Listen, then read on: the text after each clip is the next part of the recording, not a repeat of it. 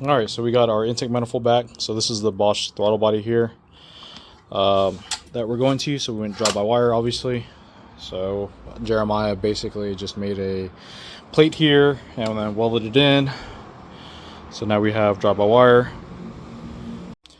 So here is the two harnesses from Field Tech. These are the universal A and B harnesses that we're using on the 3000 GT. Originally we were just going to use just the A harness, but we opted to go with the B harness to, one, give us sequential ignition, and secondly, because we were planning to add drive-by-wire.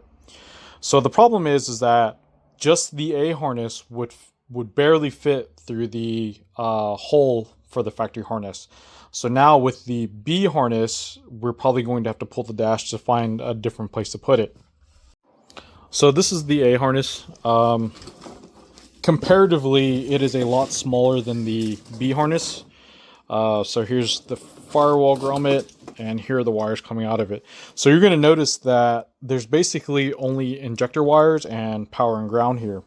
So the way sequential works on these harnesses is if you go to the ECU side of the harness of the Field Tech. So here's the B connector here. And you should have the input-output wires. Oh, here it is. So this is the sequential connector. So this connector here will connect to this will connect the B harness to the A harness and give us sequential ignition. Now, further up, we have like our extra inputs and outputs, again, because we are going drive-by-wire. Those are going to be needed. Now, let's talk about these injector wires really quick here. This is for secondary staged injection, which we are not doing. However, because these are what Field Tech calls blue outputs, we can actually in turn use these to trigger other things. So wastegate solenoids, fans, things of that nature can be ran off of this. So here's the intake manifold back on. You can see the throttle body's here. So we've got a good bit of clearance. We're going to remove the factory throttle body out of this, obviously. So it's just kind of draped on there for now. But that's going to get rid of the throttle body and the idle air control valve for us. And obviously the throttle cable and all that associated stuff that goes along with it. So the other day we tried to crank over the motor and it would not crank. So we jacked it up, pulled the wheel off, and then rotated the motor by hand. And it rotates. It's a little bit on the tough side, but it's not anything remotely crazy in my opinion. So unfortunately I think we're going to need a starter.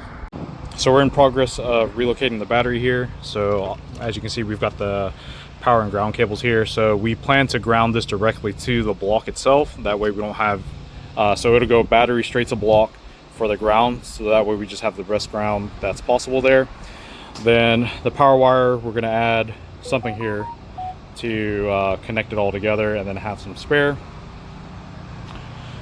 And currently we've got Brandon running the wires for us, and we're gonna have the batteries mounted back here, what basically everyone calls the rear shelf, if you will. It's just like a cubby hole here that has like nothing here.